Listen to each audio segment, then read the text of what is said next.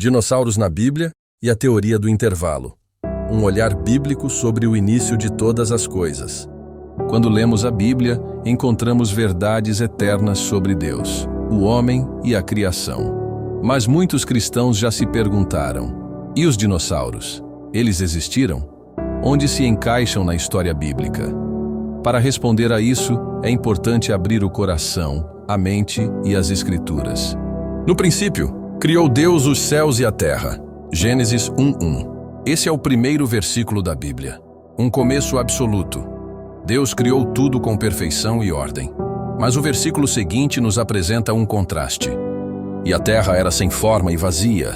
Havia trevas sobre a face do abismo. Gênesis 1:2. Aqui começa o mistério. Se Deus é perfeito, por que sua criação estaria sem forma e vazia? Essa pergunta levou estudiosos e teólogos a considerar o que é conhecido como a teoria do intervalo. O que é a teoria do intervalo? A teoria do intervalo afirma que existe um intervalo de tempo indefinido entre Gênesis 1:1 e 1:2. Nesse espaço, muitos acreditam que ocorreu a queda de Lúcifer e uma possível destruição de uma criação anterior à atual.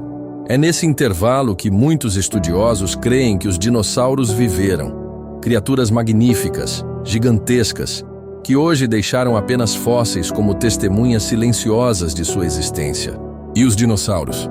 A Bíblia não usa a palavra dinossauro, pois essa palavra foi cunhada apenas em 1841. Mas ela menciona criaturas grandiosas e misteriosas como o Behemoth, Jó 40:15-24, e o Leviatã, Jó 41. Veja o que diz. Contempla agora o Behemoth que eu fiz contigo.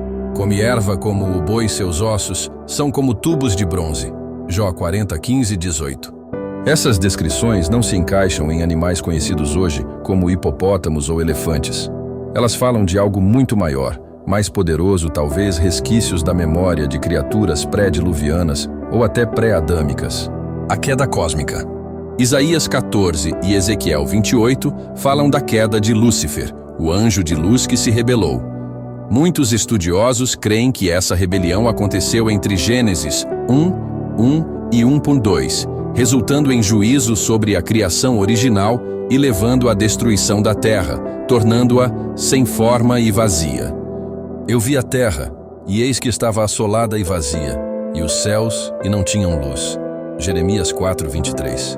Esse versículo é surpreendentemente semelhante ao de Gênesis 1:2, sugerindo uma condição de julgamento, e não de criação inicial. A restauração criativa. Então, de Gênesis 1:3 em diante, vemos Deus restaurando a terra. Ele separa as águas, faz brotar a vida, cria o homem à sua imagem. Um novo começo. A terra que conhecemos seria então fruto não da criação original, mas de uma restauração divina, e os fósseis, como os dos dinossauros, seriam relíquias de uma criação anterior, apagada pelo juízo.